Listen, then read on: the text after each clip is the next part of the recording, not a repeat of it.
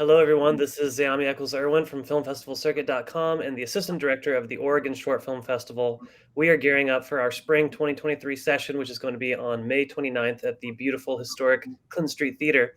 And today I'm talking with a participating filmmaker, Dean Dickinson, whose film Dean's Dream will be playing on May 29th. Dean, thank you so much for meeting with me today. Yeah, honored to be here. Thank you so much for having me on board. So tell us, what inspired you to make Dean's Dream? Well, funny you ask. The film was actually kind of secondary to the project. Obviously, the big picture was to create the bowl and the pool in my backyard. So that was first and foremost. But, I'm a photography teacher. I'm actually at work right now. And I really believe the best camera that you have is the one that's on you. And in between project management and, excavating and just the logistics of the build and collaborating with friends and family, I would just pick up whatever camera that I had with me, if that was a GoPro, DSLR, or even the cell phone, and just kind of document the whole build. So ultimately, I just wanted to preserve these memories because, this was a very big project for myself, my dad, my friends and family and everyone else. So I just kind of wanted to document in any shape and form that we could potentially do so. Totally. Yeah, so I mean, I'm wondering what that's like, in terms of documenting the project while also being an active hand in it. That seems like a hard balance to manage. What was that like? Yeah, it was pretty nuts. Like even just sitting here in my classroom in between my lunch break, I would be calling in materials, checking in on the crew, sending out materials, budgeting, everything else, and then I'd get off work, get out of my teaching attire, and just throw on my scrubs and get out there and get on my boots and essentially just join the crew. And in between everything else, I would just grab a camera.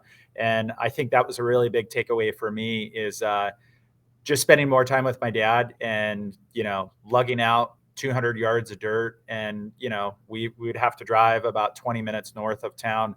And so it gave us a lot of time to reflect and chat and just reminisce. And it was a really cool opportunity. But yeah, it was a crazy experience, to say the least. I'm just glad that we had multiple cameras to kind of document and kind of throw that all together. And but it's not your typical, I mean, documentary. How would you describe this film? It's narrative. It's a BMX film.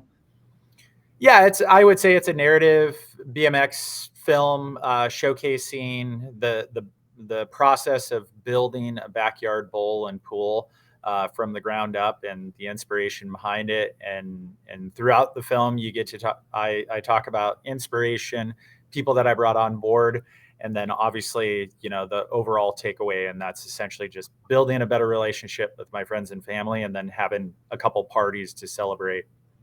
That's awesome. So what did you learn from this process? It seems like a kind of a different than your typical film shoot. What did you learn from this?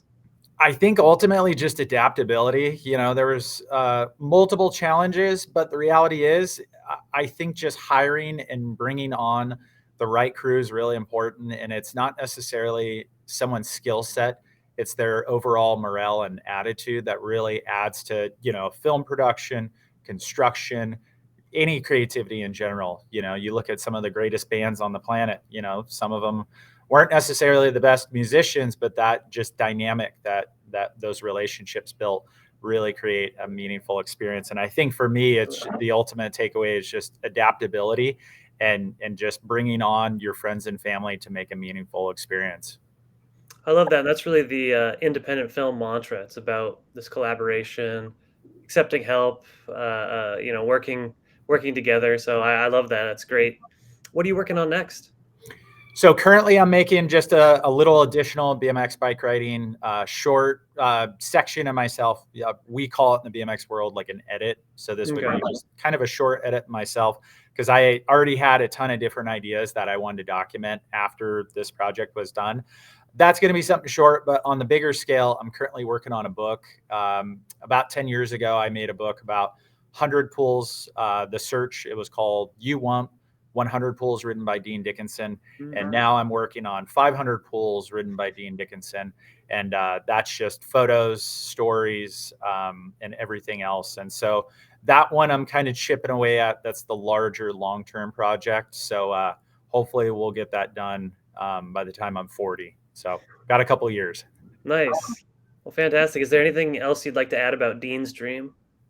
Yeah, I just want to give a huge shout out to, Collective Concrete, my dad, my family, my friends, anyone that's, believed in the project and has essentially supported any of my creativity, and especially this larger one. This has been multiple decades of dreaming for this project. I'm just super appreciative and have such a strong sense of gratitude for all this to come to fruit.